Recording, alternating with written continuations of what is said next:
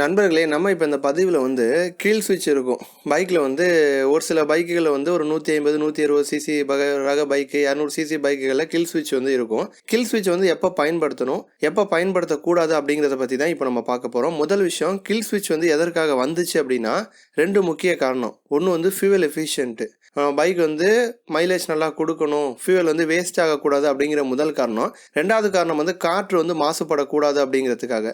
America போன்ற ஒரு சில நாடுகளில் வந்து கில் ஸ்விட்ச் வந்து இருக்கணும் அப்படிங்கிறது வந்து கட்டாயமாக ரூல்லே வந்து இருக்குது. சரி, எப்படி வந்து ஃபியூவல் எஃபிஷியண்ட்டாக இருக்கும் அப்படின்னா, இப்போ வந்து ஹீரோ நிறுவனத்தில் வந்து i3s அப்படின்னு ஒரு தொழில்நுட்பம் இருக்குது.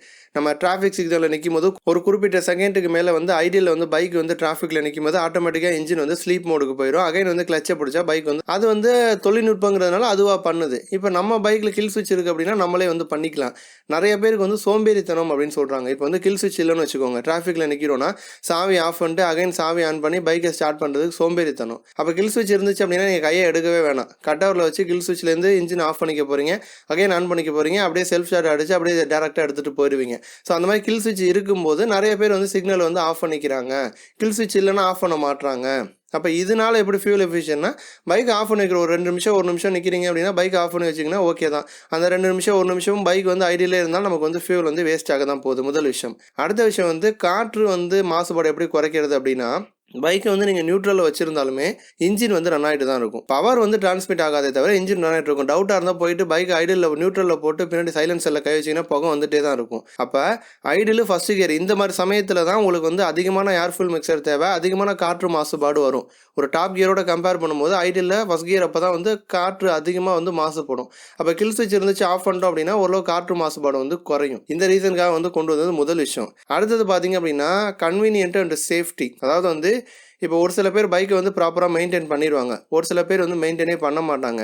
அந்த மாதிரி சமயத்தில் போயிட்டு இருக்கும் பொழுது திடீர்னு வந்து இன்ஜின்லேருந்து ஓவராக சவுண்டு வருது, புகை வர மாதிரி இருக்குது, ஏதோ ஒரு எமர்ஜென்சி சுச்சுவேஷனில் டக்குன்னு என்ன பண்ணிடலாம், கில் ஸ்விட்சை வந்து ஆஃப் பண்ணலாம். இல்லையா, பைக்கில் போயிட்டு இருக்கீங்க, டக்குன்னு வந்து செயின் கலண்டுருச்சு, கில் ஸ்விட்ச் வச்சு ஆஃப் பண்ணிக்கலாம். இது முன்னாடி ஏதோ ஒரு ஜாமா வச்சு ஒரு அரிசி மூட்டை எடுத்துகிட்டு போகிறீங்க, ஏதோ ஒரு ஜாமா எடுத்துகிட்டு போகிறீங்க, ஒருத்தர் போய் நிப்பாட்டுறீங்கன்னா கை டக்குன்னு அரிசி மூட்டையை வச்சுக்கிட்டு சாவி ஆஃப் பண்ண முடியாது. அந்த மாதிரி சமயத்தில் என்ன பண்ணலாம், கில் ஸ்விட்சை வந்து ஆஃப் பண்ணிக்கலாம். இல்லையா, ஒரு சில தருணங்களில் பார்த்தீங்கன்னா நம்ம போய் மோத போகிறோம், ஒருத்தர் போய் இடிக்க போகிறோம், பைக் கீழே விழுக போகுது நமக்கே தெரிஞ்சிடும் முன்னாடியே. அப்போ அந்த மாதிரி சமயத்தில் என்ன பண்ணலாம்னா கில் ஸ்விட்ச் ஆஃப் பண்ணிக்கலாம். இல்லை அப்படின்னா திடீர்னு டயர் வந்து வெடிக்குது, அந்த மாதிரி சமயத்தில் ஒரு பேனிக்கான சிச்சுவேஷனில் என்ன பண்ணலாம், கில் ஸ்விட்ச் வந்து ஆஃப் பண்ணிக்கலாம். அப்போ வந்து ஃபியூவல் எஃபிஷியன்ட்டு, காற்று மாசுபாடை வந்து குறைக்கணும். அடுத்த விஷயம் வந்து நம்மளுடைய கன்வீனியன்ட்டு ப்ளஸ் வந்து நம்மளுடைய சேஃப்டி. இந்த மாதிரி விஷயங்களுக்காக தான் கில் ஸ்விட்சை வந்து நம்ம வந்து ஆஃப் பண்ணிக்கணும்.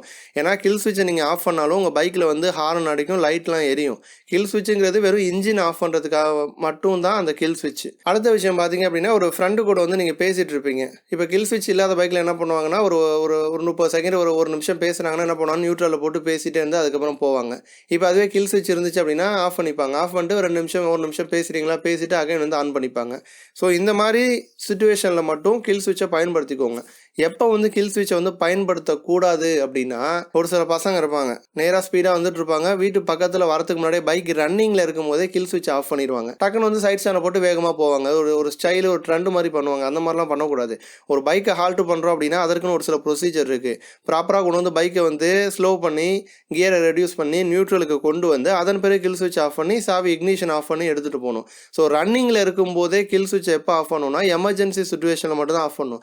நார்மலாக நீங்கள் ஒவ்வொரு முறை ஹால்ட்டு பண்ணும்போதும் ரன்னிங்கில் இருக்கும்போதே கில் ஸ்விட்ச் ஆஃப் பண்ணி பைக்கை ஸ்டாப் பண்ணிங்கன்னா உங்களுக்கு தான் ப்ராப்ளம். இது வந்து தவறான ஒரு விஷயம். அதனால் ரன்னிங்கில் இருக்கும்போது பெரும்பாலும் வந்து கில் ஸ்விட்சை வந்து ஆஃப் பண்ணாதீங்க. இந்த வீடியோவை பற்றின உங்களது எண்ணங்களை கமெண்ட் பண்ணுங்கள். இந்த வீடியோ உங்களுக்கு பிடிச்சிருந்துச்சு அப்படின்னா மற்றவங்களுக்கும் ஷேர் பண்ணுங்கள். நன்றி.